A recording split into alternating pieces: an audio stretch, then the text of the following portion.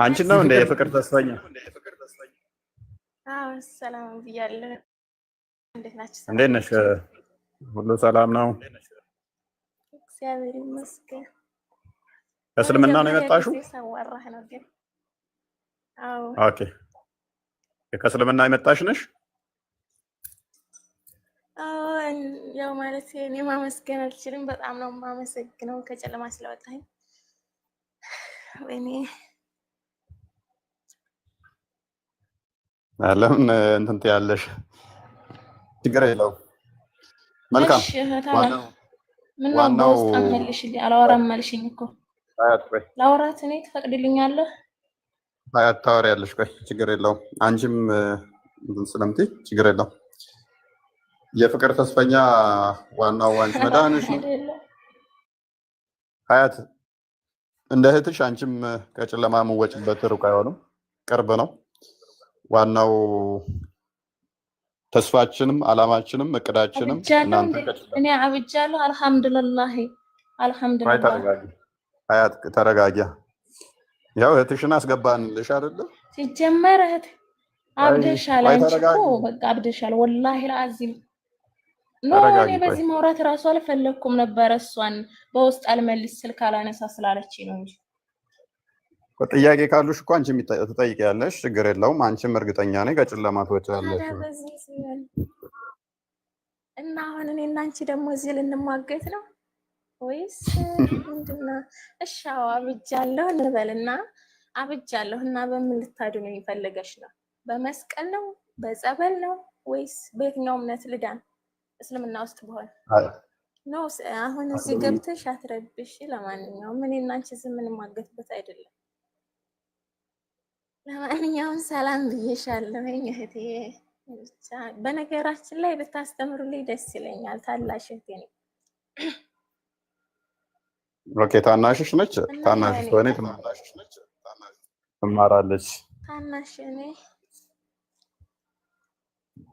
መልካም የታንሽና ወሬ ምስኪ ምንድነው?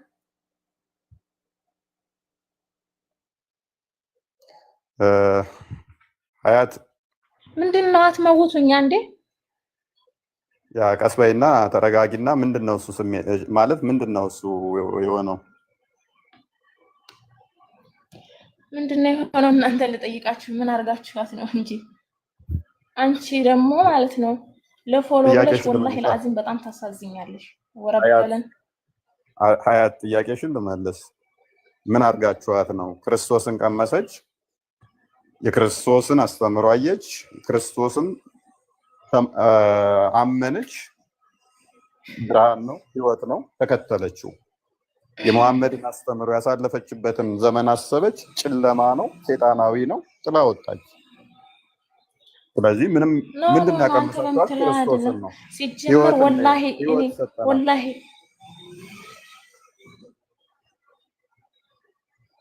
ሀያት አዩዬ ጥያቄዎች ይኖሩሻል አውቃለሁ። ጥያቄዎች ካሉሽ ጥያቄዎችሽን እንመልሳለን። ማለት በአንደኛው ሴንቸሪ ላይ ነው ያለነው የተለጠኝ እኔ ሲጀመር እኔ እናንተን ተከታትዬም አላውቅም ተምሬም አላውቅም። ለምን እማራለሁ? አልሐምዱሊላህ ረብል ዓለሚን የለቀኝን እኔ ያውቃለሁ። ስለዚህ አሁን በጣም ተሳዝኛለሽ ወላሂ። ተቻልሽ ምን እናግዝሽ? እሺ እኔ ነው ታግዙኝ እናንተ። ለእናንተ አላህ ሀዲያ ይስጣችሁ። ሀዲያ ማለት ሀዲያ ደቡብ ውስጥ ያለውን ሀገር ነው። ጥያቄ ካለሽ ጠይቂን። አሊያም እንጠይቅሽ። እሺ እንድንድን። እሺ ጥያቄን ጠይቅሽና መልሽልን። እሺ እህትሽንም ታድኛታለሽ። ያው እህትሽም ወደ አንቺው እንድትመለስ እንጠይቅሽ። አሊያም እስልምና እውነት ከሆነ እውነት ነው። አልሐምዱሊላህ እናንተ በምትሉት ወንድ ልጅ አናመልክም። እናውቃለን። አላህ እንዳገረድ ነው ማለት ነው። ምክንያቱም ጺም አልባ ሆኖ ለሙሐመድ ተገልጦለታል። ጥያቄያችን እሱ ስላልሆነ ተረጋጊና እህታችን ተረጋግተሽ ጥያቄ ካለሽ ጠይቂን፣ አሊያም እንጠይቅሽ፣ አሊያም በክብር ውረጂ። ስፔሻል ኧረ እኔ እወርዳለሁ ማለት ጥያቄ የሚያውቁትን አትጠይቅም? እነሆ እሱ ጋር ገባም እንደ እንትን ካለ እውቀቱ ካለ ነው። እዚህ ጋር የማያውቁ ልጆች በውሸት እንትን እያልኩ እያከፈርክ፣ አንቺ ደግሞ በውስጥ አውሪኝ። መልካም ታወራሻለህ። በቃ እኔ ተባበርሻለሁ። በውስጥ ስለ ክርስቶስ ጌትነት አምላክነት ትሰብክሻለች። እንደዛ አይደለም። ከቻልሽ ማለት ብትማሪ ደስ ይለኛል። ባታወርዷት እኔ ወርዳለሁ፣ እሷም ባታወርዷት እራሳት አልወረደች ባታወርዷት ደስ ይለኛል። እና ደግሞ ያው እኔ ማለት መናገር አልችልም። በጣም ነው የማመሰግነው። እፎይ ከታችም ሁኔ ቢሆን ተረድቼ ወደ ብርሃኑ መጥቻለሁኝ። ስታስተምር ምናምን እንደዚህ ስታስተምር ከታች እየሆንኩ እያዳምጣለሁ። እኔ ጥያቄ እንኳ ጠይቄ አላውቅም። በራሴ ተረድቼ እግዚአብሔር ይመስገን ወደ ቤቱ ስለመጣሁ እና እህቴን ደግሞ በእግዚአብሔር ስም ማለት በጸሎት አስቡልኝ።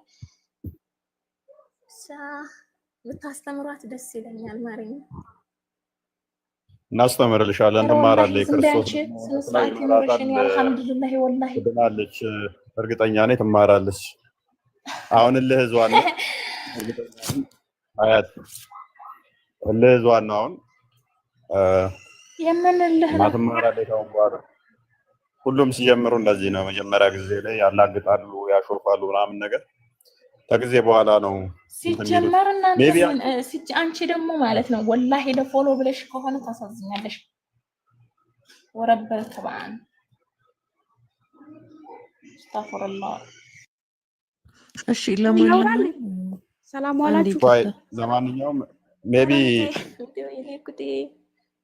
በቃ ማለት ለፎሎ ምናምን ነው። እሱ ሲገባሽ ትመጫለሽ አልኩሽ እኮ። ስለ እስልምናሽ የሚያስተምራሉ፣ ስለ ክርስትና ሚዩት አድርጋችኋት ከሆነ ነው ሚዩት ያደረጋችኋት። ማን ሚዩት አድርጓት ነው እንዴ? ማን ነው ሞዴሬተር ያለው? ማን ነው? አይ ሚዩት ማንም አላደረጋትም፣ ራሷ ነች። ስራ ላይ ነች መሰለኝ። ግን ቦስዬ አንድ ሀሳብ ልስጥ። ይቅርታ ምንድነው? አይ ምናልባት ልጅቷ እግዚአብሔር ይመስገን ወደዚህ መምጣቷ መልካም ነው ከልቧ ከሆነ። ያልተማርሹ ነገር ካለ ደግሞ ፎይን ፎሎ አድርጊ፣ በውስጥ ትማሪያለሽ። ማንም ሰው ከተማረና ከተረዳ ክርስቲያን እንደሚሆን የታወቀ ነው። ስለዚህ ቦስዬ ሀያትም የምጠይቀው ነገር ካለ በውስጥ እንድጠይቅ፣ ልጅቷም ተመሳሳይ እንደዛ ቢሆን አሪፍ ነው። ቀጥሉ። በውስጥ የጻፍኩልን ያው ቦስ ያረጋችሁ ነው። እሺ አመሰግናለሁ። ማለት እኔ ቃላት የለኝም ለምስጋና። አመሰግናለሁ፣ ሁላችንም አመሰግናለሁ። እሺ መልካም። እሺ እንቀጥል። ደግሞ ያው ከቻለኝ መማር ከቻለች አስተምሩልኝ የምር ጌታን። እና በውስጥ ደግሞ ላላወራት የፈለኩት ያው የምታወራኝ ወሬ ስለማልተመቸኝ ነው። ለዛ ነው እህቴ ይቅርታ። ከቻልሽ እዚህ ደግሞ እንደ ማንኛውም ሰው በሶሻል ሚዲያ ማውራት ይችላል፣ እንደዚህ ማለት ነው። እኔ በውስጥ ላወራሽ አልችልም፣ ምክንያቱም ያው አንቺ ብቻ ሲጀመር እንደዛ ሳይሆን እኔ ከቤተሰቦቼም ጭምር እንደተውኳችሁ ነግሬያችኋለሁ። በቃ በዚሁ ማውራት እንችላለን። ከቻልሽ ተማሪና ተመለሽ ወደ እግዚአብሔር ቤት። እውነታው በቃ ይሄ ነው። ከዚህ ውጭ ምን ይምጣ? ይህ አንቺ ከነማማይ ጋር ከማማይ ጋር እያወራሽ ነው። ቲንካ ግሩፕ ላይ ገብተሻል? የፍቅርዬ ግሩፕ አልገባሁም። ማስገቡ ብያቸው ነበር፣ በውስጥ የመለሰልኝ ሰው የለም። ኦኬ አሁን እቺ ፊሽ ልጅ ተከታያትና ውስጥ እኔ ፎሎ አድርጌ ፎሎ መልሽና በውስጥ ቴሌግራም ግሩፕ አሁን አስቀምጡላት። ኦኬ ውስጥ ድረስ ጽፋልኝ ነበር። አሁን አስቀምጡልኝ አስቀምጡልኝ። ጽፋልኝ ነበር መሰለኝ መልስልሻለሁ ብዬ ይቅርታ። ችግር የለውም እናስገባሻለን። ታችን ችግር የለውም። ሀያትም እስቲ ፎሎ አድርግንና በውስጥ እናወራለን። ችግር የለውም። የምትፈልጊውንም ጥያቄ እዚህ ጋር ረጋ ብለሽ ጠይቄ የምትፈልጊው ጥያቄ ይመልስልሻል። እሺ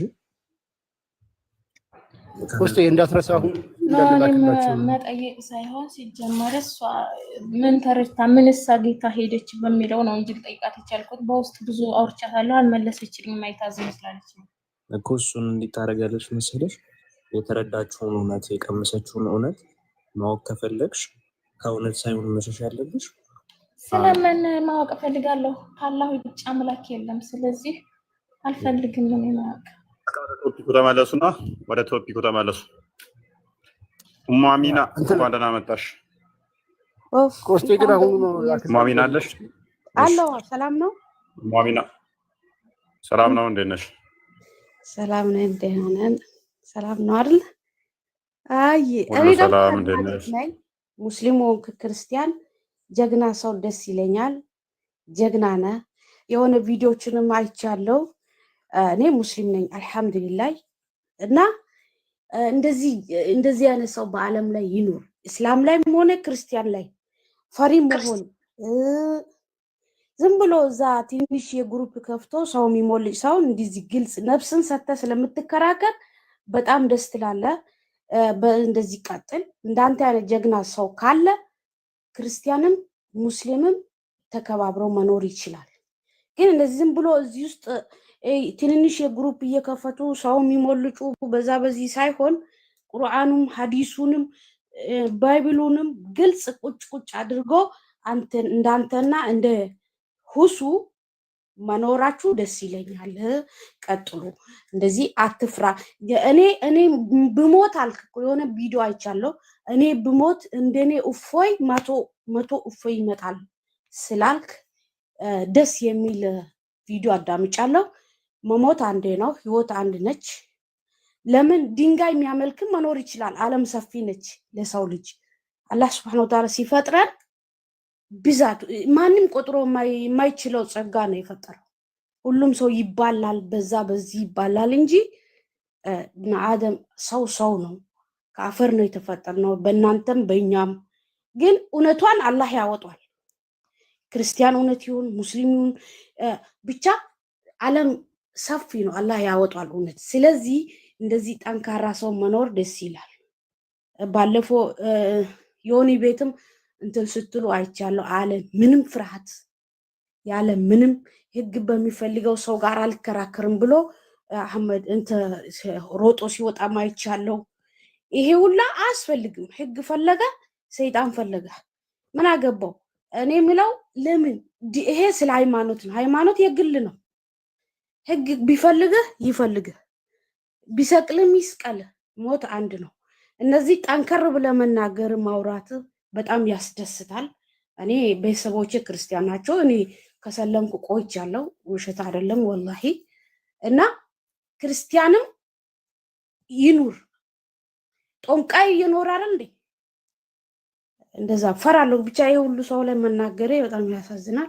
እና አላህ ካንተ ጋር ይሁን፣ እግዚአብሔር ካንተ ጋር ይሁን። ጠንከር በል፣ ሞት አንድ ነው።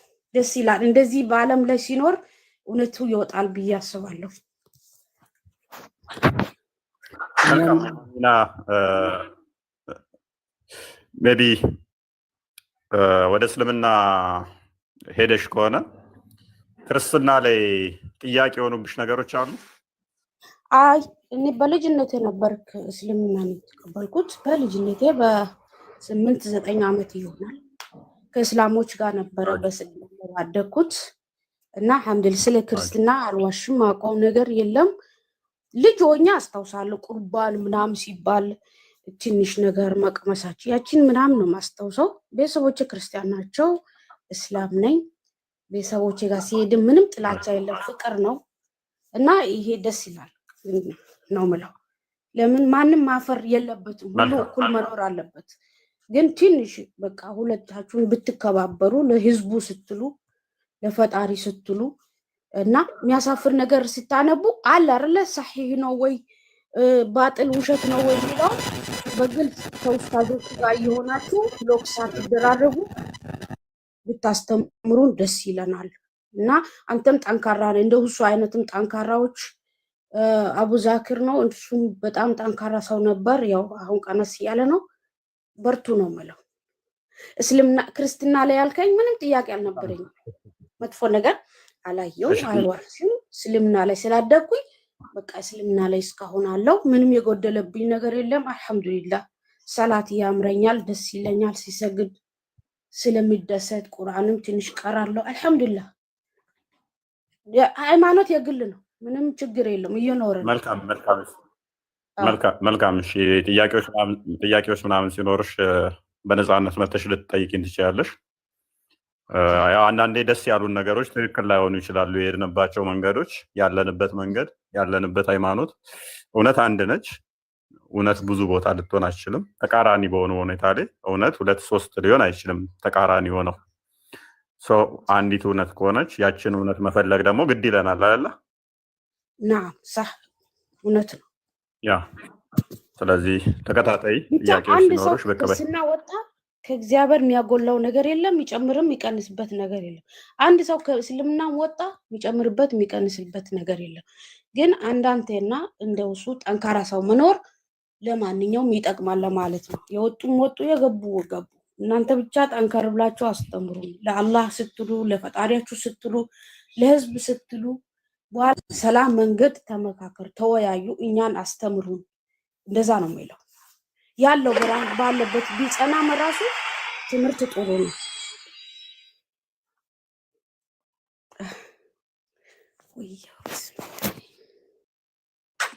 እሺ እህታችን እናመሰግናለን። ያው እንደምታወቀው ያው ትንሽ እኛ ጋር ነው ትንሽ ጫና የሚኖረው እንጂ እኛዎቹ ከላይ ገደል ይፈለጥ ይቆረጥ ብለን አናባርርም እና እንደዛ ነው። ብቻ ጥያቄው ሲኖርሽ በቀበይ አይ ቲንክ አቡ ሁብያ ነው የሚለው ወይንም ዘዲን ማንኛው ነው እሱና አንተ ስትከራከሩ ማየት የዓለም የሁላችን ጉጉት ነው። ኢንሻአላህ እንደምንም ተፈላልጋችሁ ባካችሁ ተወዳደሩ። እምቢ አለ እሱም ቢያለ እያየን ነበረ። እምቢ አትባባሉ። ባይሆን በሌላ ሰው ቤት ቢሆንም እንኳን ተመካከሩ። ኢንሻአላህ ተከራከሩ። ያምራል፣ ደስ ይላል። ቀጥሉበት፣ ይመቻችሁ። ማሰላም ለማንኛው እድሜ ውስጥ ከክፉ አላህ ይጠብቅ። በቃ እግዚአብሔር ይጠብቅ። እሺ አሜን ነው። ጠንካራ ማለት እንደዚህ ነው። ሞት አንዴ ነው። ማሰላም እሺ በርቺ፣ እግዚአብሔር ይርዳሽ። እውነትን በደንብ ይግለጽልሽ። ክርስቶስ ፍቅር ነው፣ ህይወት ነው። እሱን የምትከታይበትና ደግሞ እንደዚህ ፍቅር እንደሆንሽ ይበልጥ ሰላሜን ሰጣችኋለሁ እኔ ቸር ቅን ነኝ ያለውን አምላክ የምትከታይበትን እንዲያደርግሽ ክርስቶስን እንድቀምሹ ያ ሕፃን ሆኜ ቆርቤ ነበር ያልሹ ያ ይጠራል። ባይዘይ ያ ፍቅር እንዲሁ የሚተው አይደለም።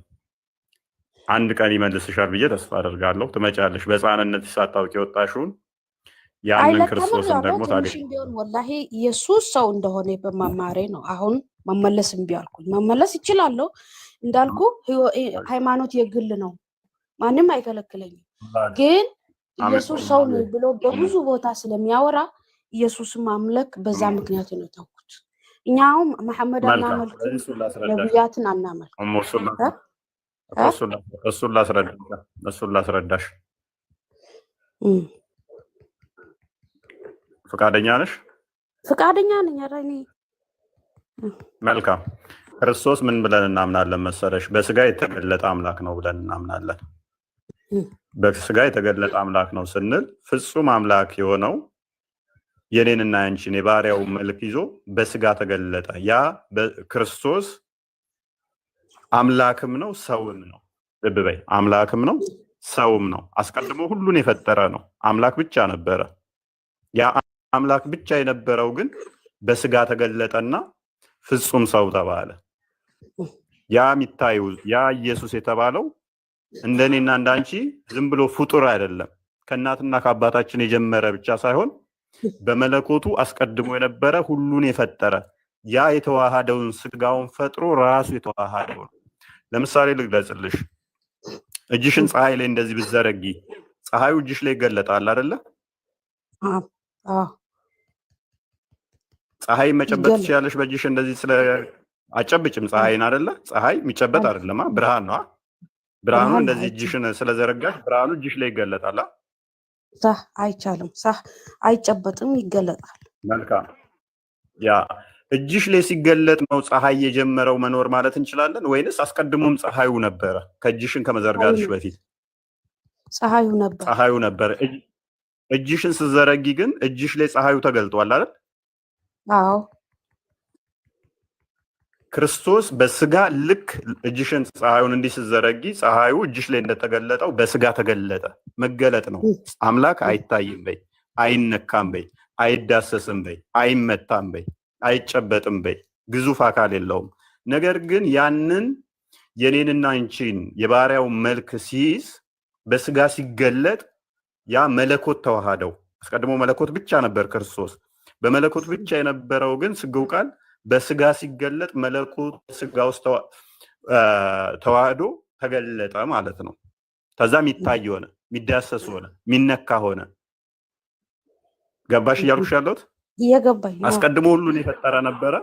አንዴ ክፈትላት፣ አንዴ ክፈትልን መጽሐፍ ቅዱስ። መጽሐፍ ቅዱስ መክፈት ትችላለህ? ዮሐንስ ወንጌል ምዕራፍ 1 ላይ እሱ ላይ ግን ኢየሱስ የሚል የለም እግዚአብሔር እንጂ። መልካም ኦኬ፣ እናየዋለን። እሺ በመጀመሪያ ቃል ነበር ይላል አይደለ? ቃል ነበር። ቃልም በእግዚአብሔር ዘንድ ነበር ይላል አይደል? ናው ቃልም እግዚአብሔር ነበር ይላል ነበር። ይህ በመጀመሪያ ምን ነበረ? ቃል ነበር። ያ ቃል ደግሞ በእግዚአብሔር ዘንድ ነበረ ነበር። ያ ቃልም እግዚአብሔር ነበረ ነበር። ኦኬ፣ ይህ በመጀመሪያ በእግዚአብሔር ዘንድ ነበር ይላል ቁጥር 2 ላይ። ቁጥር 3 ላይ ቁጥር 3 ላይ ሁሉ በእርሱ ሆነ። በማን ነው እርሱ የተባለው? ማን ነው? ቃል ነው አይደለ? እግዚአብሔር ነው። ቃል ነው። ቃል መጀመሪያ ቃል ነበረ። ቃሉ እግዚአብሔር ዘንድ ነበረ። ቃልም እግዚአብሔር ነበረ። እንደዚህ ነው። እንደዚህ ሲባል ምንድን ነው የሚታሰብ? ሁለት ናቸው? ሶስት ናቸው? ወይስ አንድ ነው? አንድ እግዚአብሔር ነው። መልካም መልካም። እግዚአብሔር በመለኮት አንድ ነው። በመለኮት አንድ፣ በአንድ አላህ ሆነ ማለት ነው። በአንድ እግዚአብሔር ሆነ በቃሉ ማለት ነው። ያ በቃሉ ሁሉ ሆነ። ያ ቃሉ በሱ ሆነ። በቃሉ ሳይሆን በእርሱ ሆነ ነው የሚለው። እርሱ የተባለው ማን ነው? ቃሉ ነው። ስለዚህ ሁሉም ነገር የሆነው በእርሱ ነው። እርሱ የተባለው ማን ነው? ቃሉ ነው። ሆነ ማለት ሁን ሲለው ይሆናል። ቃል ማለት የሚወጣ ነገር ነው፣ የሚያወራው። ቃል ማለት ያው የሚናገረው ቀን ሁን ሲባል ቀን ሆነ፣ ጨለማ ሁን ሲባል ጨለማ ሆነ። እሱ ሁን ካለ ይሆናል ማለት ነው። ቃል እኔ የምረዳው የሚናገረው እግዚአብሔር የሚናገረው ማለት ነው። ሳ እና ኢየሱስ ተወለደ ሲባል ተላከ፣ ተወለደ። እንደዛ ነው የምረዳው። አሚና። እሺ መልካም። ለአንቺ እንዲገባሽ ቀለል ብያውንም ወደ አንቺው ልምጣና ያ የፈጣሪ ቃል ፍጡር ነው ብለሽ ነው የምታምኚው? እንደዛ ነው የማምረው። ቃሉ ፍጡር እንደሆነ ለምን አምናለሁ መሰለህ? ዓለምን ምን ነበረ? ጨለማ ሆን ሲል ጨለማ ሆነ፣ ብርሃንም ብርሃን ሆን ሲባል ብርሃን ሆነ። እሱ ሁሉም ነገር በቃሉ ሁን ሲል ስለሚሆን ስለዚህ ቃሉ አሚና። ስለዚህ አላህ ቃሉ ፍጡር ከሆነ ቃሉን ከመፍጠሩ በፊት አላህ ቃል የለውም ማለት ነው። ነው ቃሉ በቃል ሁሉም ነገር ይሰራል ነው። እግዚአብሔር በቃሉ ነው የሚሰራው። በቃል ይሰራል። በባይብል ላይ ነው ያ በቃሉ እንደሚሰራ ቃል። ነገር ግን እኔ እያልኩሽ ያለው የአላህ ቃል ራሱ ፍጡር ነው። የአላህ ቃል ፍጡር ይሆናል? ኧረ ሊሆን ይችላል። ቃል ሊሆን ይችላል። ለምንድን ነው የማይሆነው? ኢየሱስ እኮ በቃሉ ነው እግዚአብሔር የሆነ ማነው? አሚና በቃሉ ነው እኮ አይልም እኮ። በቃሉ ነው ሳይሆን ቃሉ ነው የሚለው እንጂ በቃሉ አይደለም የሚለው። በቃሉና ቃሉ ይለያያሉ። ስለዚህ ያላ ቃል ፍጡር ነው ካልሽኝ ምን እያልሽኝ መሰለሽ? ቀለል ብዬ ላስረዳሽ ብዬ ነው። ፍጡር ነው ካልሽኝ ያላ ቃል አላህ ካልሹ በላይ አላህ ላይ ደግሞ ፍጡር የሆነ ነገር አላህ ላይ አለ ማለት ነው። አላህ ማንነት ላይ ምን አለ እያልሽኝ ነው? ፍጡር ነገር ተጣብቆበታል። የሚናገረውም በፍጡር ነው። ቃሉን ከመፍጠሩ በፊት አላህ መናገር አይችልም ወይ መናገር ማይችል ዲዳ ማለት ነው። እንደዛ ነው የሚል ኢንተርፕሬቴሽን ውስጥ ይከትሻል። ስለዚህ አላህ ቃሉ ፍጡር ሊሆን አይችልም። ፍጡር ከሆነ እንዳልኩሽ ነው የሚሆነው። ኤኒዌይስ ግን ምንድነው መሰለሽ ቀለል በሰፊው ሌላ ጊዜ ስለመመለስ እንትን እንላለን። ኔትወርክ በጣም እንትን እያለ ቀይ እያበራ ነው። ሰማለሁ ግን ይሰማል፣ በደንብ ይሰማል፣ አይቆራረጥም። መልካም። ስለዚህ እኛ ምን ብለን እናምናለን መሰለሽ? እሺ የፈጣሪ ቃል ፍጡር አይደለም ብለን ነው የምናምነው። የፈጣሪ ቃል ፍጡር አይደለም። ስለዚህ ፈጣሪ ሁሉን የፈጠረው በቃሉ ብለን እናምናለን። ልብ በፈጣሪ የፈጠረው ሁሉ በቃሉ ነው። ቃሉ ደግሞ ፍጡር ቃሉ ደግሞ ምን አይደለም ብለን እናምናለን? ፍጡር አይደለም ብለን እናምናለን። ስለዚህ ያ ቃሉ ልብ በይ፣ ያ ቃሉ ቁጥር 14 ላይ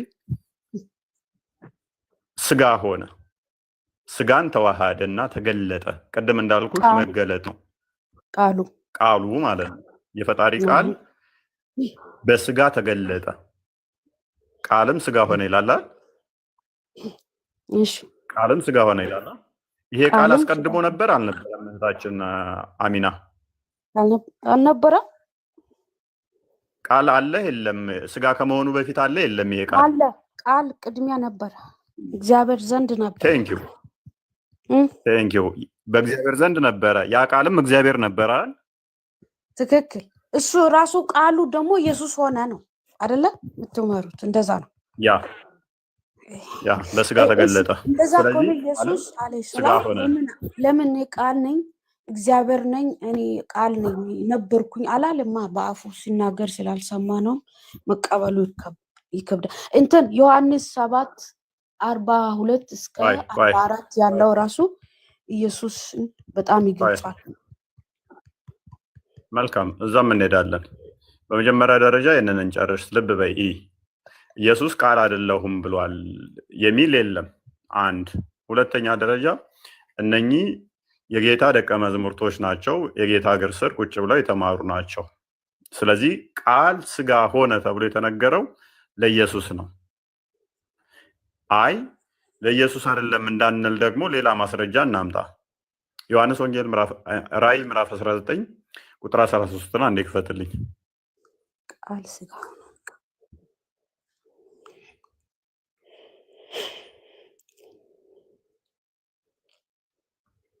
ቁጥር 13 ላይ እሺ፣ ቁጥር 12 ምን ይላል? 13ቱ ነው የሚታየኝ።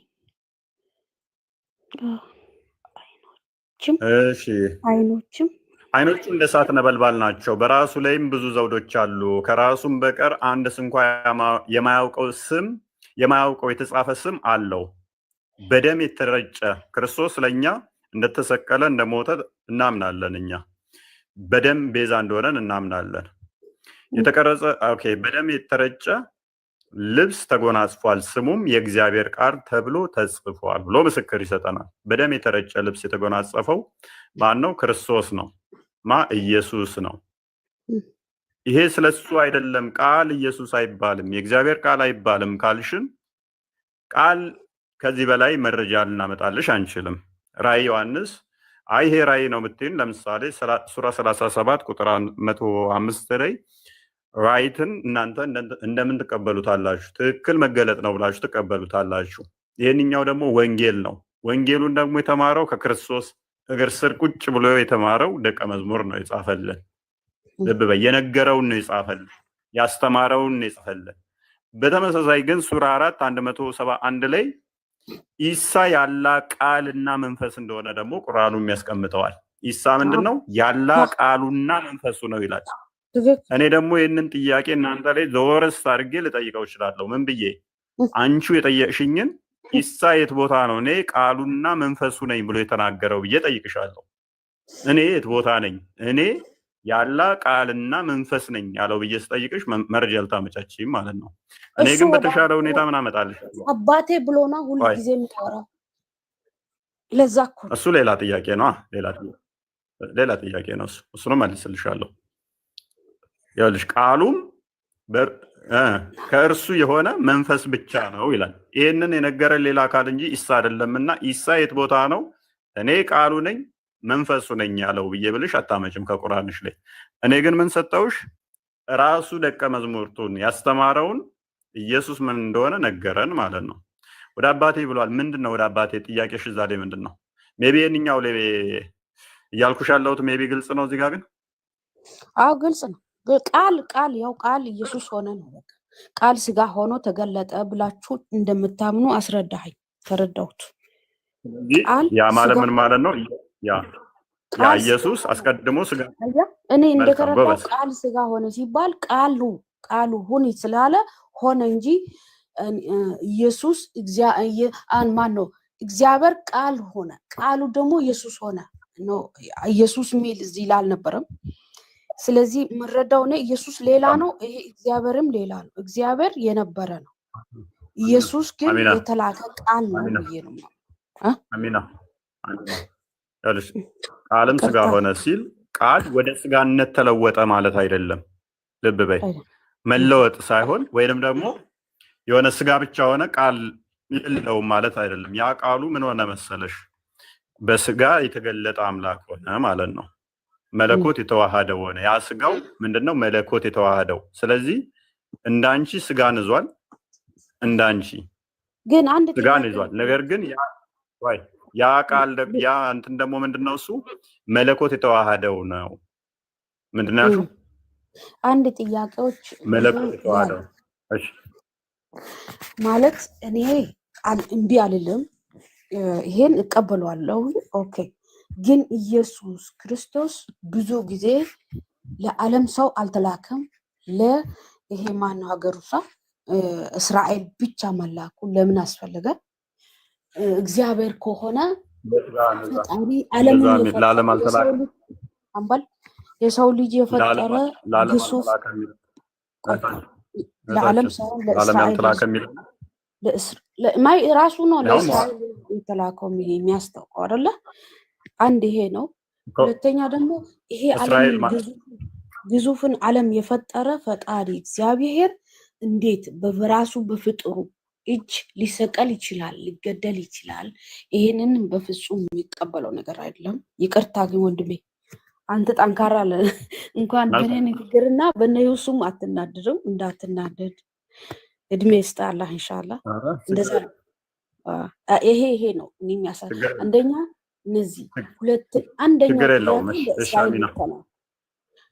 ሁለተኛው ደግሞ ይሄ ሁላ ግዙፍ ዓለምን ሁን በማለት የሰራው ፈጣሪ እንዴት በሰው በእኛ በሽንታን በቅዛና ሰዎች ላይ በእጃችን ይገደላል?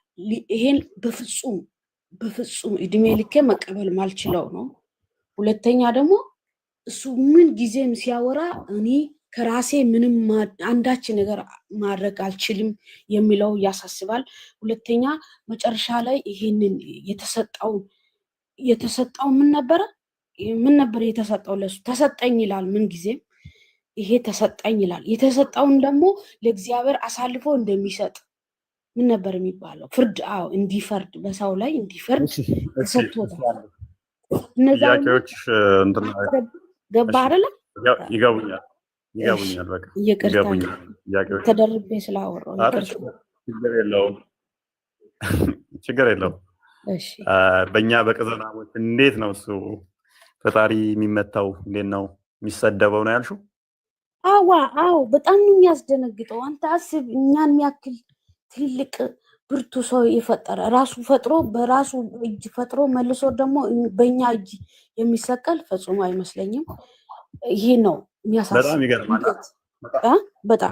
በጣም አሁን አይሆንም ብዬ ይሄንን ሳስብ ነው አሚናዬ እኔ አሁን ዶክተር አብይን ማለት ነው ጠቅላይ ሚኒስተሩን በጥፊ ብለው ይገርማል አይደለ? ያስደነግጣልማ። ሰው ነው አንዳንተ አይገርመኝ ምንም በምንም ካንተ የሚበልጥ የትኛው ነው የሚደንቀው? ግን እሱ በጥፊ ነው የሚለኝ ነው እኔ እሱም በጥፊ ብለው ነው? እኔ ሁለታችሁ በጥፊ የምትመታቱ አይገርመኝ። ፈጣሪ ግን በጣም ይደንቃል።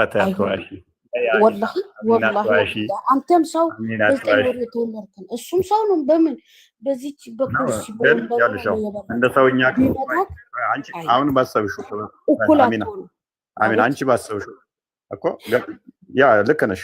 በሰውኛ ክብር ግን አትሊስት እኔ ዶክተር አብይ አህመድን በጥፊ ስመታው ቢታይ በጣም መነጋገሪያ ነው የሚሆነው አይደለ? ይደነቃል እንጂ መነጋገር ጀግና ትባላለህ እንጂ የሚደነቀው ደግሞ እኔ ጀግና የሚደነቀውና ጀግንነቱ እንትን የሚባለው ግን ዶክተር አብይ በሚሰጠኝ ምላሽ ነው። እኔ በጥፊ መትቸው እሱ እኔን እቅፍ አድርጎ ምን አስቀይሜህ ነው ብሎ ሳም ቢያደርገኝ እሱ ነው የሚመሰገነው ይበልጥ እኔ ነኝ። በዚህ አታመሳሰል። ፈጣሪ ድንቅ ነው። በዚህ ማመሳሰል አንችልም። ለምን እናንተ ሁለታችሁ ሰው ናቸው። ስለዚህ ማመሳሰል አልችልም። የዋ ሰው ነው እንጂ የሚለው በዛ ሳም አድርጎ አቅፎ ቢስም የዋ ሰው ነው እላለሁ እንጂ ፍጽሞ ካንተ አብልጬ አላይ። ይሄ እግዚአብሔርና ሰው እናንተ ሁለታችሁ ሰው ናችሁ። እግዚአብሔርና ሰው ማገናኘታችሁ ትክክል ነሽ። እኔም እያልኩሽ ያለሁት ሞር ለአይምሮ ስለ ትትና ነው የሚያወራሁት ያለሁት። የትኛው ነው ትትና ሞር የሚገዛው? ምክንያቱም ዶክተር አብይ እኔን ቢመታኝ ምንም የሚደንቅ ነገር አይደለም ካለው ፖዚሽን አንጻር ማለት ነው። ጂስማሽ ሰው ላይገረም ይችላል። እሱ መጥቶኝ እኔ ይቅርታ እሱ የሆነ ነገር ብሎኝ እኔ ይቅርታ ችግር የለውም ብለው ሰው ብዙም ላይነጋገርበት ይችላል። እኔ ግን እሱን የሆነ ነገር አድርጌው እሱ ይቅርታ ቢለኝ ራሴው እንትን ብዬው እሱ ደግሞ ይቅርታ ቢለኝ ለሰዎች ይገርማል። ክርስቶስ ምን መሰለሽ ፍጹም አምላክ እንደመሆኑ ፍጹም ሰው ነው። ቤዛ ሊሆነን ነው የመጣው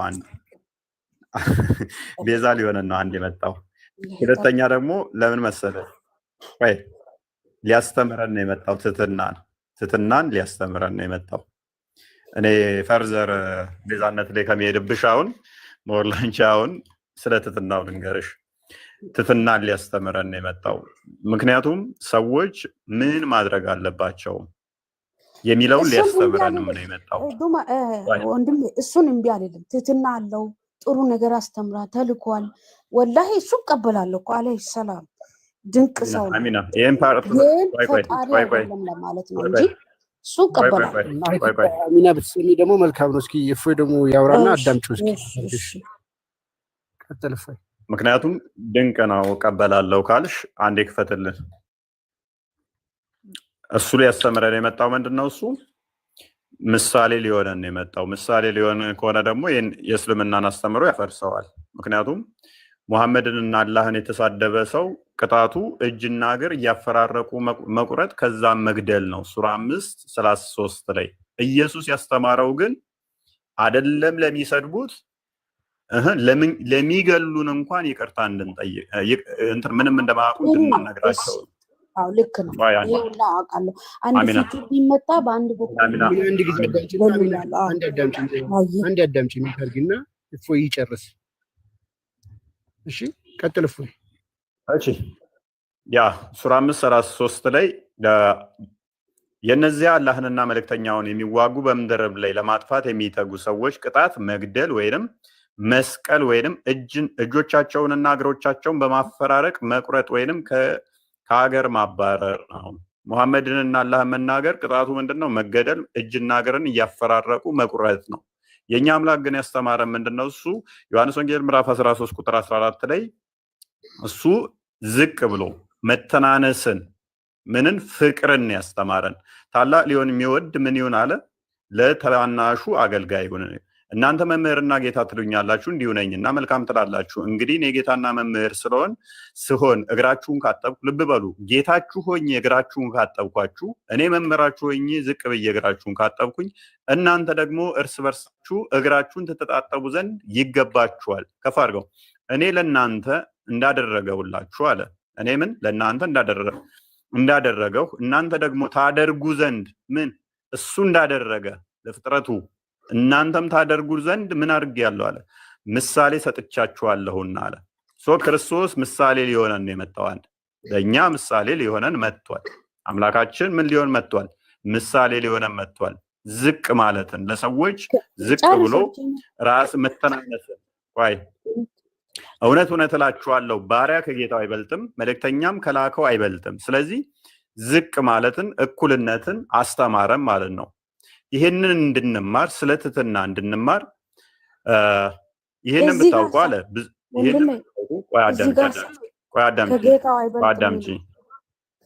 እኮ አይበልጥም ማለት እኩልነት ነው። በማንነት ይለያያሉ ማለት በእንትን በኢሴንሳቸው ይበላለጣሉ ማለት አይደለም።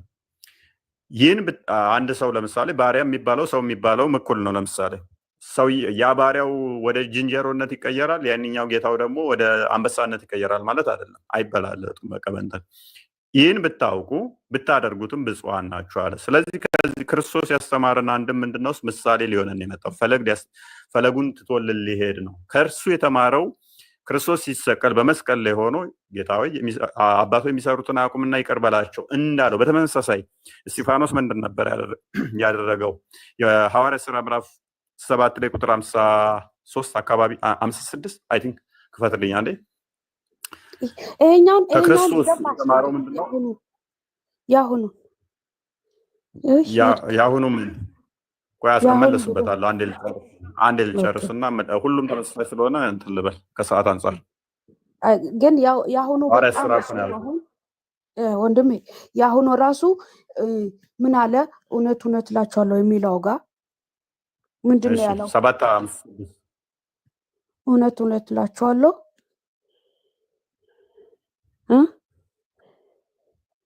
እሺ እንመልሳለን አንዴ። ኦኬ እስጢፋኖስም ልብ በይ። እስጢፋኖስም ጌታ ኢየሱስ ወይ ነፍሴን ተቀበል ብሎ ሲጣራ ይወግሩት ነበረ።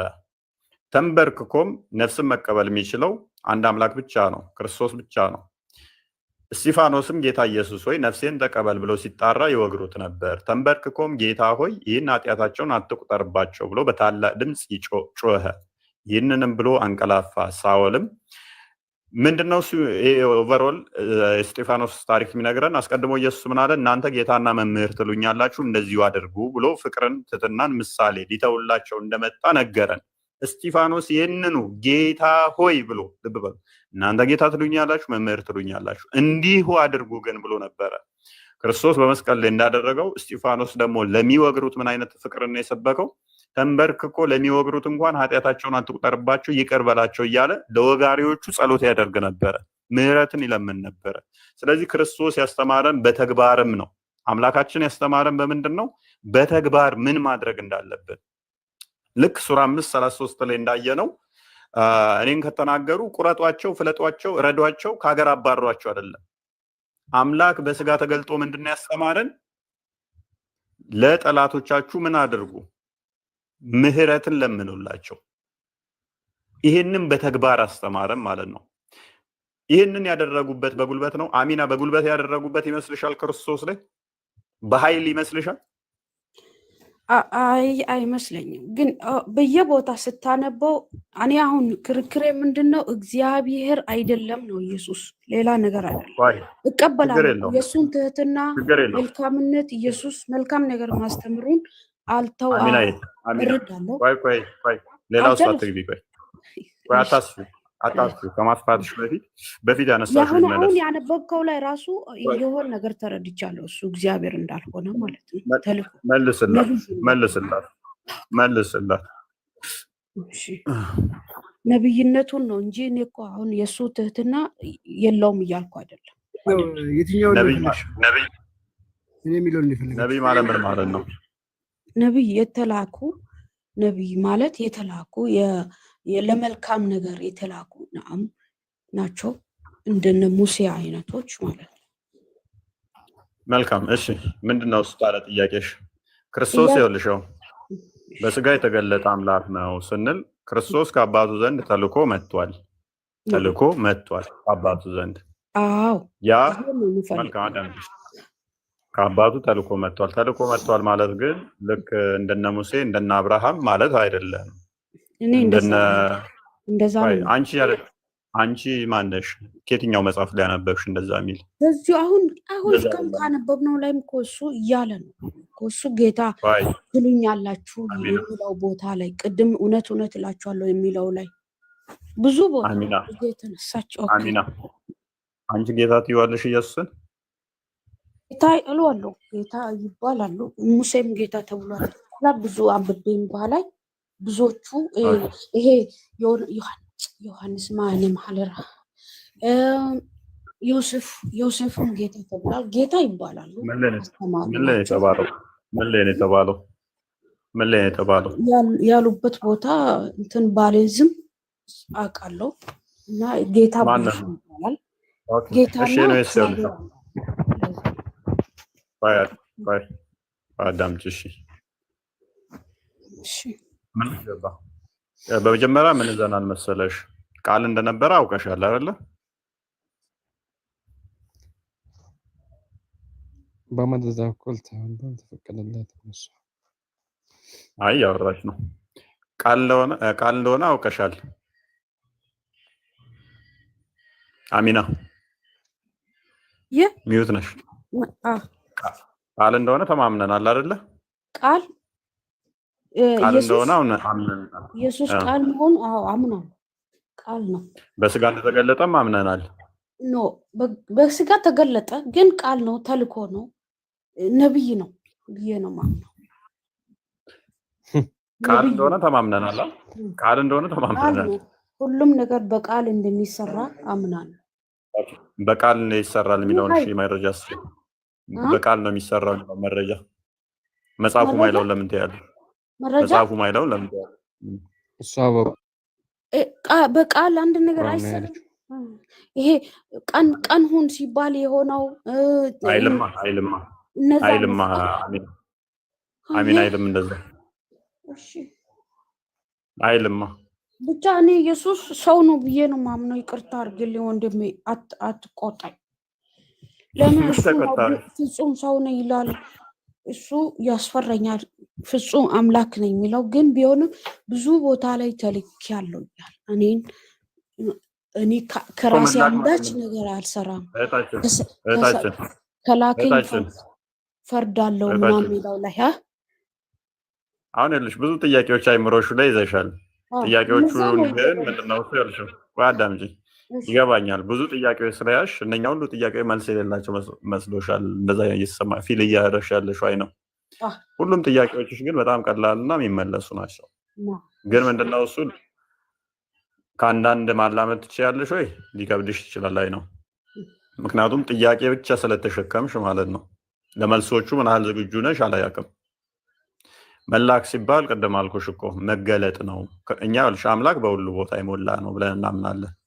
ተልኳል ሲባል አንቺ የምታውቂው አሁን ልጅሽን ሱቅ ቡና ግዛና ብለሽ እንደምልኪው ነው የምትረጂው። ቡና ገዝቶ ሊመጣ ሲሄድ ከቤት ውስጥ ይጠፋል፣ ቤት ውስጥ አይኖርም፣ ሱቅ ነው የሚኖረው። ሱቅ ቡና ገዝቶ ሲመጣ ደግሞ አንቺ ጋር ይመጣል አይደለም? እንደዛ ነው መላክን የምትረጂው። እኛ መላክን ደግሞ የምንረዳው እንዴት መሰለሽ? መገለጥን ነው የምንረዳው፣ በመገለጥ ማለት ነው። ለምን መልካም፣ ለምን ቆንጆ ነው። ምክንያቱም እግዚአብሔር መንፈስ ነው። ዮሐንስ ወንጌል ምዕራፍ 4 ላይ እንደሚናገረው ቁጥር 24 አካባቢ እግዚአብሔር መንፈስ ነው። መንፈስ ደግሞ በሁሉ ቦታ የሞላ ነው። በሁሉ የሞላ ከሆነ ቃሉ በሁሉ ቦታ ያለና በሁሉ የሞላ ነው፣ በሁሉ ያለ ነው። ስለዚህ ተላከ ሲባል ለእኛ የሚታየን ሲገለጥልን ያ መገለጡን ለእኛ መታየቱን ምን እንለዋለን? መላክ ብለን እንረዳዋለን። አሁን አገኘሽኝ? አገኘሁ። ዞሮ ዞሮ መላክ ለአንቺ የምትረጁ እንደ ሰውኛ ምንድን ነበረ? ከአንዱ ቦታ ሲሄድ ወደ አንዱ ቦታ ላይ መጉደል ነው አይደለ? ከአንዱ ቦታ ይጎላል አይደለ? እግዚአብሔር ግን የሚጎልበት የለም። በሁሉ የሞላ ስለሆነ በሁሉ ያለ ስለሆነ ቃል ደግሞ በሁሉ ያለ ነው። ምክንያቱም ቃል እግዚአብሔር ነው ብለን ተማምነናል። ቃል በመጀመሪያ በእግዚአብሔር ዘንድ ነበር፣ ቃልም እግዚአብሔር ነው ብለን ተማምነናል። ያ ደግሞ በሁሉ ካለ በሁሉ የሞላ ከሆነ ስለዚህ ከአንድ ቦታ የሚጎልበት የለም ማለት ነው፣ በሁሉ የሞላ ስለሆነ። ስለዚህ በምንድን ነው ለእኛ የምንረዳው? ተላከ ሲባል ለእኛ እንዲታይ ሆኖ በስጋ ተገለጠ። ያንን ነው መላክ ማለት እንጂ ከአንድ ቦታ ጎድሎ ወደ አንድ ቦታ ሄደ ለሰዎች ሊነገር እንደዛ ማለት አይደለም። በስጋ ግን ተገለጠ። ያ መላክ ብለን እንረዳዋለን። ሌቢ መላክ ግልጽ ሆነልሽ? ኦኬ ብዙ አየ። አሁን እንደዛ ካስረዳኸኝ በምሳሌ ማመን ይቻላል እንዴ? ቁርአንም ሆነ መጽሐፍ ቅዱስን በምሳሌዎቹ እንደዛ። አሁን እነዚህ ምሳሌዎች ናቸው የነገርከኝ። ቁርአን በምሳሌ ላይሆን ይችላል። መጽሐፍ ቅዱስ ግን እጅግ በምሳሌ ነው የምንረዳው። ምክንያቱም ክርስቶስም በምሳሌ ነበር ሲያስተምር የነበረው። እያስመሰለ ማለት ብዙ ቦታ ግን እኔ እግዚአብሔር ነኝ አላለም እኮ ማይ እኔ እግዚአብሔር ነኝ አላለም ብዙ ቦታ። አሚና እኔ እግዚአብሔር ነኝ አልኩሽ። ታመልኪኛለሽ? አላመልክም። ለምን አታመልኪኝም አልኩኝ። ይኸው ለምንድነው ማላመልከው? መጽሐፍ ቅዱስ ላይ ቁርአን ላይ ያንተ ስም ከሌለ እንዴት አመልካለሁ? መጽሐፍ ጽፋለሁ። በቃ ቀላል ነው። ሌላ አዲስ መጽሐፍ ጽፋለሁ። ለምን ትስቂያለሽ? ደምሳሽ ደምሳሽ ለምሳሌ እነ ሙሴ እነ ሃሩን እነ አብርሃም እንደ ይስሐቅ ባመኑበት ማመን ነው። በእነሱ ቴንክ ዩ። ስለዚህ አብርሃም ለምሳሌ በአላህ አላመነም። ለምን ታመልኪዋለሽ? እግዚአብሔር ያምናል። በአንድ አላህ በአንድ እግዚአብሔር በአንድ ያምናል። በኢየሱስ ግን አላመነም። ስህተት። ዘፍጥረት ምዕራፍ 18ን ክፈትላት። ኦኬ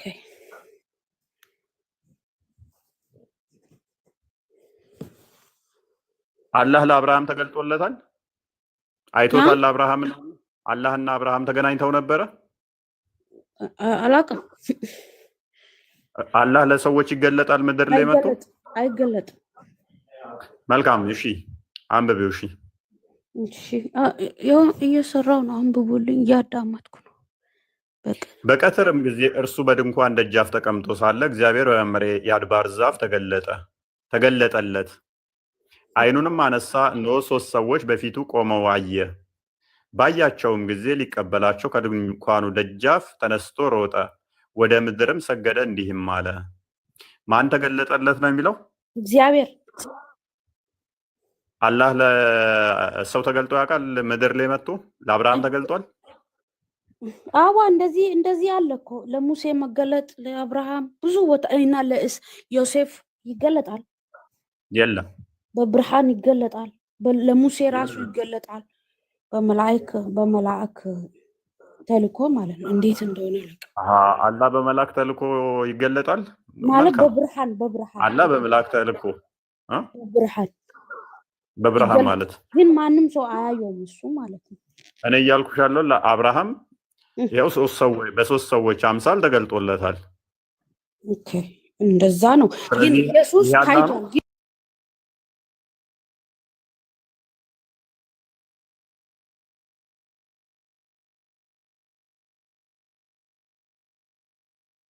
ተገልጧል እኮ በሙስሊምም አለ እንደዛ። ግን ኢየሱስ ይታያል። ሰው ነውና ይታያል። ግን እግዚአብሔር በፍጹም ማየት አትችሉም ይላል እኮ። አሁን እኮ መልሰሽ እኮ እየተጋጨሽ ነው አሚናዬ። ቅድም ምን አልሽኝ? አላህ ለነ ዩሱፍ ተገልጦላቸዋል አልሽኝ። አሁን ደግሞ ኢየሱስ ማየት አይደለም እኮ በአካል ሳይሆን በብርሃን በድምጽ ምናምን እንጂ ማንም እግዚአብሔር አላህን ማየት አይችልም። በሙስሊም በክርስቲያንም አይታይም አይደለ? መልካም። ይኸውልሽው እኔ አላህን ሊተራሊ ሙሐመድ እንደተገለጠለትና ኢቭን ጀርባውን እንዳሸው እጆቹን ጀርባ ውስጥ ጨምሮ እንደቀዘቀዘው ምናምን መረጃ ልሰጥሽ እችላለሁ። ብዙም አስፈላጊ ስላልሆነ ምን ነሰለ እኔ የምፈልገው ስለ ኢየሱስ ማወቅ ብቻ ነው፣ ሌላ አይደለም። ስለዚህ ኢየሱስ ምንድነው አልኩሽ? ኢየሱስ ነው ብቻ ነበር ማመን የምፈልገው እና ብዙዎች የሙሐመድ ሰለላሁ ዐለይሂ ወሰለም የአላህ እንደማይገለጥ እንደማይታይ ኢየሱስ ያስተምራል ወይስ ያስተምራል? ኢየሱስ ማን እንደማይገለጥ አላህ እንደማይገለጥ አላህ የሚባል እኮ ሙሐመድ ነው። እግዚአብሔር በፍጹም እንደማይታይ ያስተምራል። በመለኮት ሊገለጥ አይችልም። በመለኮት ማንም ሊያየው አይችልም። ኢየሱስ ክርስቶስ ራሱ ሰውን ሲያስተምር እግዚአብሔርን ማየት እንደማንችል ያስተምራናል። በመለኮት ማንም ሊያየው አይችልም። በስጋ የተገለጠው ልጁ ግን ተርኮልናል። በስጋ የተገለጠው ልጁ ተርኮልናል። መለኮትን ግን ማንም ሊያይ አይችልም። ስለዚህ በስጋ ነው የተገለጠው። ቅድምም ብዬሽ ነበረ ብርሃኑን ልትይዟችም አልኩሻል። እጅሽ ላይ ግን ይገለጣል አልኩሻል። ይቅርታ ኢየሱስ እግዚአብሔር እንደማይታይ ነው። ማንም አላየውም፣ ማንም አላየም። አሚና እኔም አላየም። አሚና ይሰማሻል? አሚና አንዱ ጥያቄ ሲመለስ ወደ አንዱ ጥያቄ ወደ አንዱ እያልሽ ነው እና ፖይንት ባይ አሁን ፖይንት ስለ ኢየሱስ እኮ መረዳት ስለፈለኩ ነው። እኮ አንድ ጊዜ አዳምጪና ስለ ኢየሱስ ሳይሆን አንድ ፖይንት ይዘን ብንሄድ መልካም ነው። አንድ ነጥብ ያዥና ምንድን ነው አሁን ጥያቄሽ? ያልገባን ነገር ለምን መገለጡ ላይ ነው? ስለ ኢየሱስ መሆኑ ላይ ነው? ስለ ኢየሱስ ኦኬ። ስለዚህ ቃል ስጋ መሆኑን አላመንሽም እስካሁን? ቃል ስጋ መሆኑን ልመን እንጂ እሱ እግዚአብሔር እንደሆነ ማመን አልችልም። ከላይ እኮ እግዚአብሔር ነበር ይልሻላ። ያ እኮ ኢየሱስ ነበር የሚል የለም። የኢየሱስ ስም የለም። የእግዚአብሔር ስም ያለ መልካም። ቃል በስጋ የተገለጠው ኢየሱስ ነው አይደለም? እህታችን ቆይ አንዴ 7:4:171 ክፈትልኝ። ቃል በስጋ የተገለጠው እግዚአብሔር ነው ኢየሱስ ነው አይደለም? እህታችን አንዴ ማይኩን አንሹ።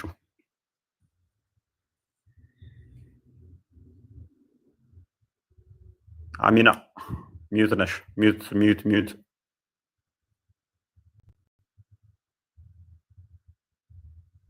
አሚና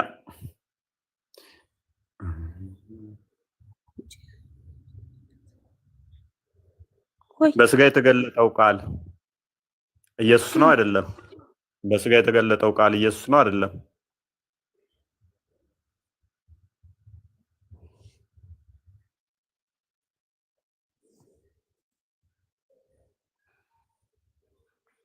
አሚና ልጠይቅ ወንድም ጥያቄ አለኝ። እሷ ትጨርስ ሚውተርክ ወጣች። ምክንያቱም ቁርአኗን እንዲህ ባንክ ታደርገዋለች ማለት ነው። ለእኛ ተስማሚ እኮ ነው።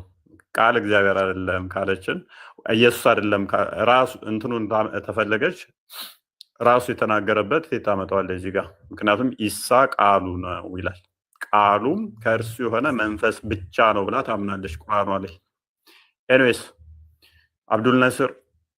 አቤት። እኔ ጥያቄ አለኝ። ሚስራ ትቀድማለች መሰለኝ። ሚስራ ይሰማል? አሁን ቅድም ደንግጠሽ ነው የወጣሽው? ኖ እኔ መግባቴን አላወቅኩም እንጂ ቅድም እና ሳታውቂ ነበር የገባሽው? አንድ ጊዜ ጥያቄ አለኝ። እሺ የልጅቷ አልበቃ ብሎኝ ሰውየው ተጨመረበት። ቀጥሎ። እሺ በቃ እስማችሁ ልጠይቀው። እሺ ቀጥል።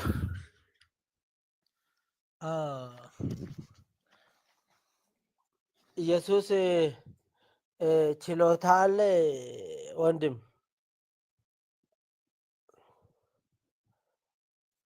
መፍጠርም ሆነ ችሎታ አለ ማለት ነው።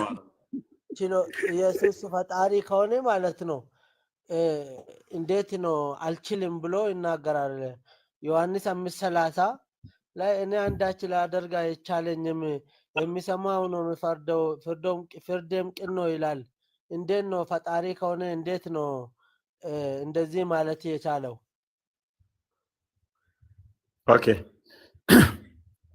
ኢየሱስ ሰምቶስ እንደሚፈርድ ታምናለህ? እሺ ባጠለጣ አንዴ ክፍሉን ኢየሱስ እሺ ሌሴ በአንተ አባባል ኢየሱስ ከፈጣሪ ሰምቶ በህዝብ ላይ እንዳለ እንደሚፈርድ በቂያማ ቀን ወይንም ደግሞ ፈራጅ ያንለት እሱ እንደሆነ ታምናለህ? አውቂያ በምን በቁርአን ወይ በመጽሐፍ ቅዱስ ታምናለህ ወይ ነው? በትንሣኤ ቀን ኢየሱስ እንደሚፈርድ የዛለታ ፈራጅ እንደሆነ ታምናለህ? አይ እሱ አላምንም። አይልማ እሱ እንደዚህ አይልማ። አንብበው። እሺ እኔ ከራሴ አንዳች ላደርግ አይቻልም፣ እንደሰማው ፈርዳለሁ፣ ፍርድም ቅን ነው። የላከኝ ፍቃድ እንጂ ፍቃድን አይልሻም። እኛም ይሄን ነው የምናምነው። መልካም፣ ይሄንን ታምናለህ? የላከውን ፍቃድ እንደሚያደርግ ታምናለህ? አዎ የላከውን ፍቃድ፣ አዎ የአባቱን ፍቃድ እንደሚሰራ አብዱል ነስር መልካም መልካም እሺ። ሻዳ ዝልሃለሁ የአባቱን ፍቃድ እንደሚሻት አምናለሁ ብሏል። የአባቱ ፍቃድ ምንድን ነው? እሱ ያው ፍቃዱ መስጠት ነው። ስራ ብሎ ፍቃዱን መስጠት ነው። ምንድን ነው የአባቱ ፍቃድ? ቃል በቃል አሳየኝ እስኪ። የአባቴ ፍቃድ ይሄ ነው የሚለውን አሳየኝ። 27 ላይ ታች አድርግልኝ ትንሽ 27 ላይ እሺ 5:27 ከ26 አንብብልኝ። ለምን ከ19 አነብልህ? ለአንተ በደንብ እንዲገባ ከ19 አድርግልህ። ከ17 ከሆነማ በጣም አሪፍ ነው። እንደውም ማለት ከ17 ጀምር አንብበውና አስረዳኝ። እስልምና ነው ለእንጦሮጦስ የሚከት ክፍል ነው የጠቀስከው። ቀጥል።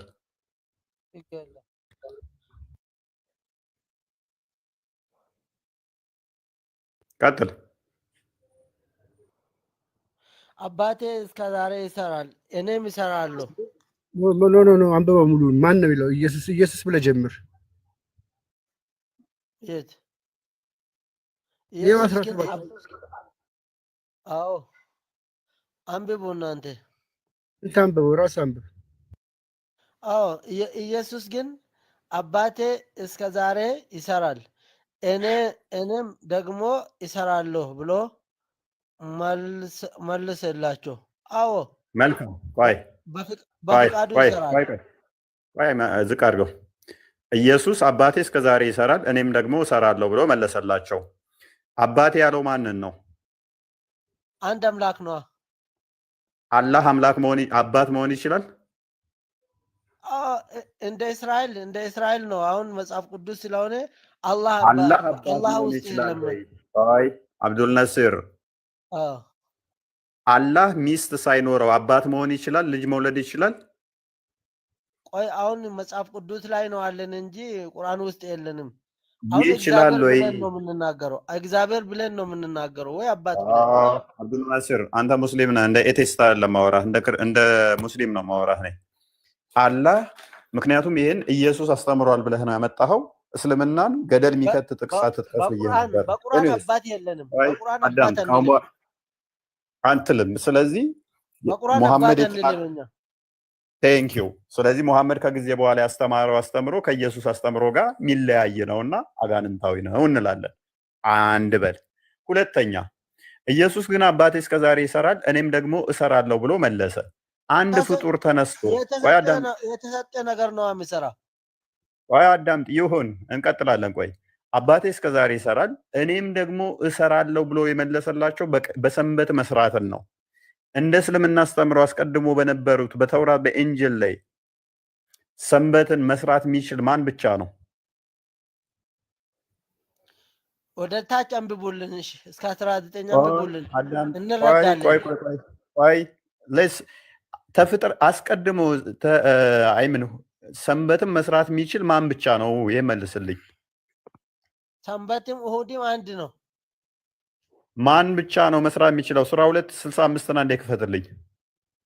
ከአላህ በቀር ማንም አይሰራም። ከአላህ በቀር ሌላው ከሰራ ወደ ጦጣና ዝንጀሮ ነው የሚቀይራቸው አላህ ራሱ። ይህንን ቀን የሚሰራበት አላህ ብቻ ነው። ኢየሱስ ደግሞ ምን አለ? አባቴ ይሰራል እኔም እሰራበታለሁ አለ። ኦኬ እሱ ፍቃዴን አልሻም ብሎ አላ በራሱ ፍቃድ አይሰራማ። በቃ አዳምጥ። ከአሁን በኋላ እያንዳንዱን እስልምና እናፈርስብሃለሁ። እረፍ በቃ። ስታገሳችሁ ደግሞ እንትን አትበሉ። እንደዚህ ይላል አዳምጠው። እነዚያም ከእናንተ ውስጥ በቅዳሜ ቀን ልብ በል፣ በቅዳሜ ቀን አሳ በማጥመድ ወሰን ያለፉትንና ለእነርሱ ወራዶች ስትሆኑ ዝንጀሮ ሁኑ ያልናቸውን በእርግጥ አወቃችሁ ይላል። በቅዳሜ ቀን አሳ ስላጠመዱ ወሰን አልፈው ምን አደረጋቸው? ዝንጀሮ አደረጋቸው። በቅዳሜ ሰንበትን ባለማክበራቸው ማለት ነው። መልስልኛ ወደ ቁርአን መጽሐፍ ቅዱሱ። ሰንበትን መስራት የሚችለው ማን ብቻ ነው? ፈጣሪ ብቻ ነው ብሎ የሚታመነው በእስልምናው። ስለዚህ ኢየሱስ ምን አለ? አባቴ እስከ ዛሬ ይሰራል እኔም እሰራለሁ አለ። እስከ ዛሬ ከፍጥረት አስጀምር ፈጣሪ ፍጥረትን የፈጠረ እሱ ነው። አባቴ እስከ ዛሬ ይሰራል እኔም እሰራለሁ። ስለዚህ ሁሌ የሚሰራው ለማይክሮ ሰከንድ ባለማቋረጥ የሚሰራው ፈጣሪ ብቻ ነው። ፍጥረቱን በመመገብ በመጠበቅ በመግዛት ማለት ነው። ፈጣሪ በሚሰራው ልክ ፍጡር ኢየሱስ ነው የሚሰራው።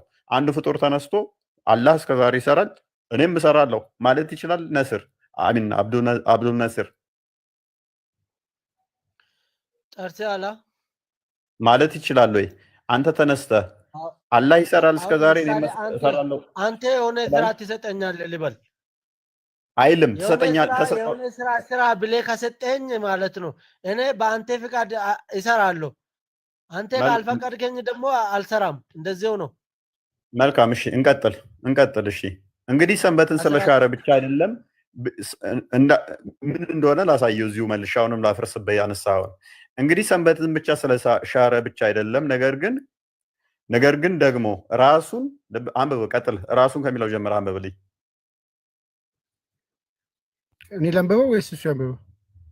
እሱ ያንብብ አብዱል ነስር አንብብ ወደ ታች 19 እናንብሽ አንብብ ቅድሚያ ይሄንን ራሱን ከሚለው ጀምረህ አንብብልኝ የቱን ራሱን የሚለውን አንብብልኝ ራሱን ከእግዚአብሔር ጋር እሺ አስተካክሎ እግዚአብሔር አባቴ ነው ስላለ ስለዚህ አይሁድ ሊገድሉት መልካም አብዱል ነስር ራሱን ከእግዚአብሔር ጋር አሳንሶ አይ ፕሊስ ራሱን ከእግዚአብሔር አሳንሶ አባቴ ነው ያለው ወይንስ ራሱን ከእግዚአብሔር ጋር እኩል አስተካክሎ ነው አባቴ ነው ያለው?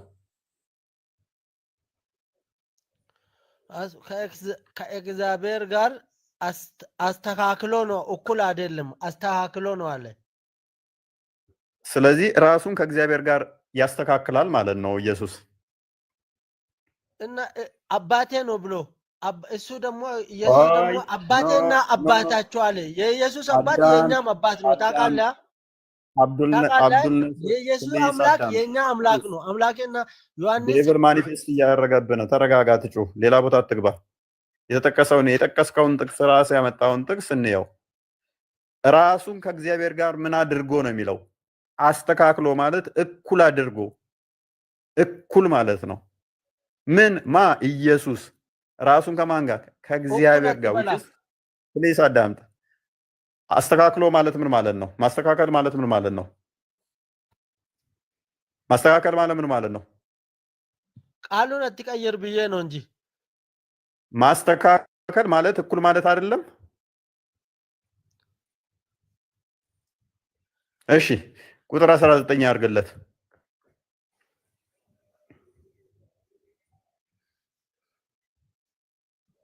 ስለዚህ ኢየሱስ መለሰ እንዲህም አላቸው እውነት እላችኋለሁ አብ ሲያደርግ ያየውን ነው እንጂ ወልድ ከራሱ ሊያደርግ ምንም አይችልም ያ የሚያደርገውን ሁሉ ወልድ ደግሞ ይህን እንዲሁ ያደርጋል ይላል ሙሐመድ አላህ የሚያደርገውን አይቶ ያደርጋል መትሄልኛል እኔ ጎበዝ እንደዚሁ ነው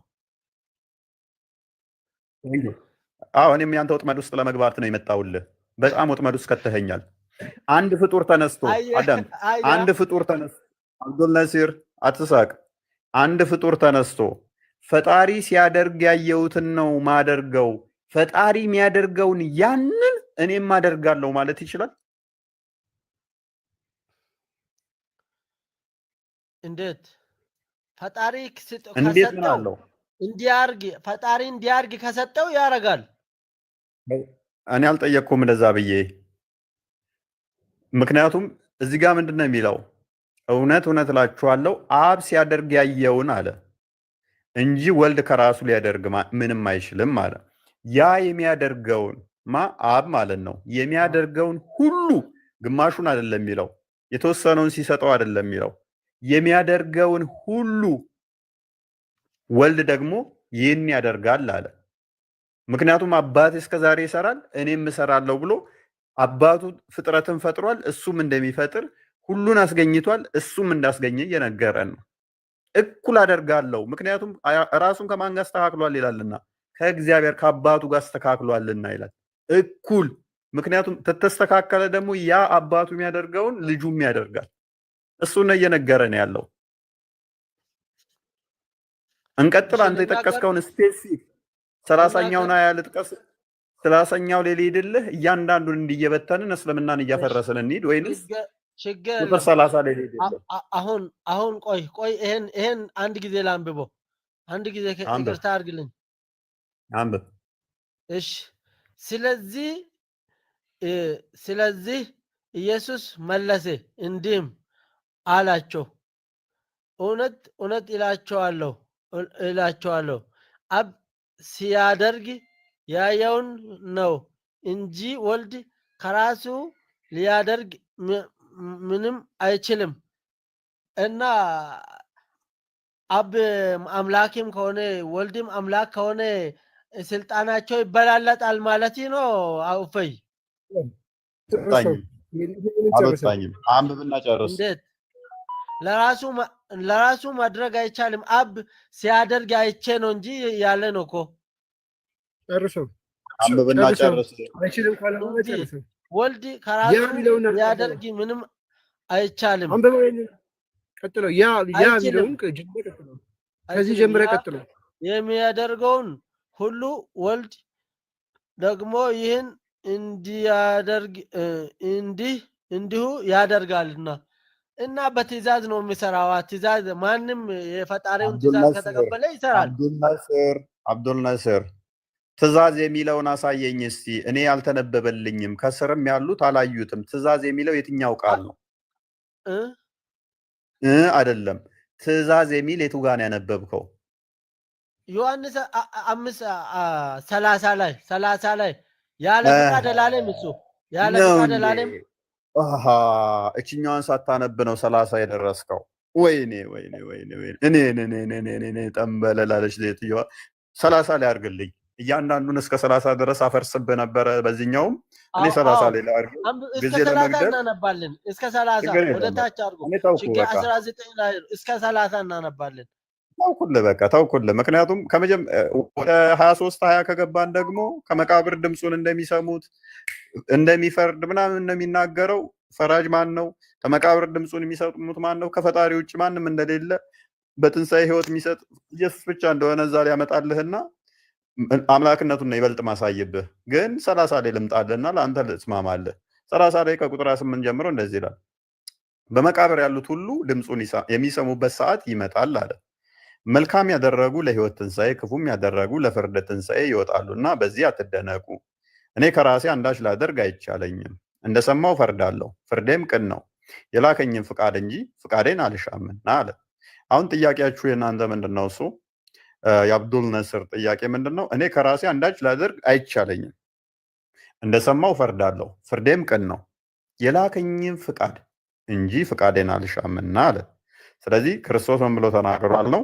ከራሴ አንዳች ላደርግ አይቻለኝም፣ የላከኝም ፍቃድ ነው ማደርገው እንጂ ፍቃዴን አልሻም ብሏል። የኢየሱስ ፍቃድና የአብ ፍቃድ ይለያያል። ከራሱ ምንም ማድረግ አይችልም ነው ያንተ ጥያቄ አይደለ? አዎ። መልካም። እንዴት ፈጣሪ ከሆነ እንዴት ከራሱ አንዳች ነገር ማድረግ አይችልም? ፈጣሪ ከሆነ ፈጣሪ የፈለገውን ያደርጋል።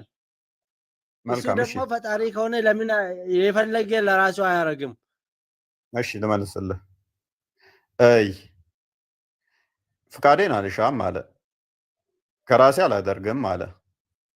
ሁለት ነገሮች፣ አንዳች ከራሴ ላደርግ አይቻለኝም፣ እንደሰማው እፈርዳለሁ፣ ፍርዴም ቅን ነው። እችን አሁን እንደሰማው እፈርዳለሁ የሚለው ቁጥር 19 ላይ አይተናታል። ቁጥር 23 ላይም አለች። የላከኝም ፍቃድ እንጂ ፍቃዴን አልሻም ይላል። የላከው ፍቃዱ ምንድን ነው? ታውቀዋለህ አብዱል ናሲር? ፍቃዱ የላከው ፍቃድ ማለት ነው። ሁሉም ነገር ላይ ስራ ሲሰራም ሲናገርም የራሱን ፍቃድ የአባቱን ፍቃድ መጠበቅ ነው። መልካም። ስለዚህ የአባቱ ፍቃድ 6:40 ክፈትልን። የአባቱ ፍቃድ ምን እንደሆነ ላሳየ። ዮሐንስ 6:40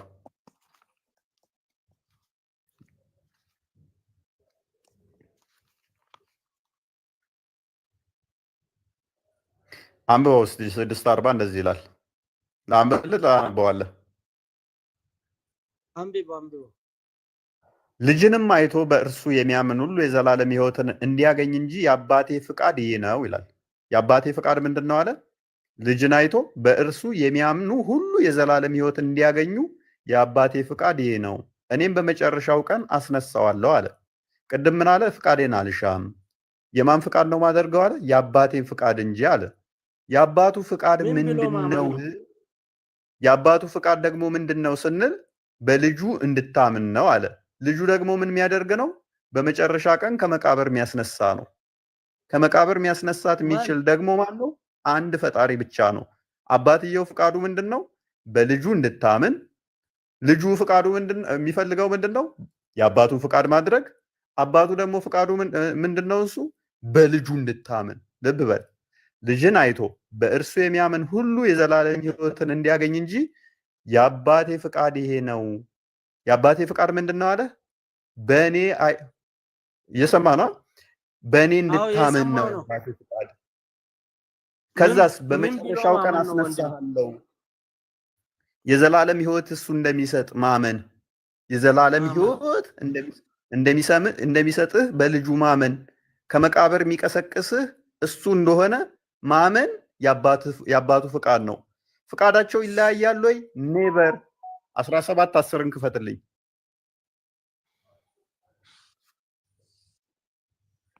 ዮሐንስ 17:10 እንደዚህ ይላል ለወንድማችን አብዱል ነስር፣ የኔ የሆነ ሁሉ ያንተ ነው፣ ያንተውም የኔ ነው፣ እኔም ስላንተ ከብሬአለሁ ይላል። የአብ የሆነ ሁሉ የወልድ ነው፣ የወልድ የሆነ ሁሉ የአብ ነው። ስለዚህ ልብ በል፣ ከራሴ አንዳች ማድረግ አይቻለኝም ሲል ቆይ ለእኔም የሰጠኝ ተራ የሰጠኝ ሄደ። እኔ እኮ አንተን አክብሬ ነው። ለእኔም ተራ የሰጠኝ ተናገር እንጂ እኔ አብዱል ነስር ቅድም እኮ ዝም አልክ እኮ 6:40 ላይ ፍቃዱን ጠይቄህ እኮ ዝም አልከኝ እኮ። አሁን ምን መሰለህ የውኑ ላይ ጥያቄ አለኝ። አሁን ምሳሌ አንተ በአልኮ ላይ ምን ብለን ነው የምናምነው ሲል መልስልኝ። ምን ብለን ነው? መልካም፣ ይኸው እንዲህ ይላል። አምላክ ብለን ነው የምናምነው ወይ የተላከ መልእክተኛ ብለን ነው የምናምነው? እሺ፣ ከቁጥር 39 እንደዚህ ይላል። ቁጥር 40 ላይ እንደዚህ ይላል። ያው ልጅን አይቶ አለ።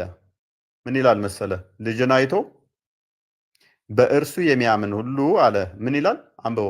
ልጅን አይቶ በእርሱ የሚያምን፣ ትንሽ ከፍ አድርገው። ልጅን አይቶ በእርሱ የሚያምን ሁሉ በምን እርሱ ማለት ልጅ ነው ወይ አብ ነው እኮ? አዳምጣ። እሺ፣ እዛው ይመልስላል። ልጅን ያለህ እኮ ነው። ልጅንም አይቶ በእርሱ ልጅ የተባለው ነው እርሱ የተባለው።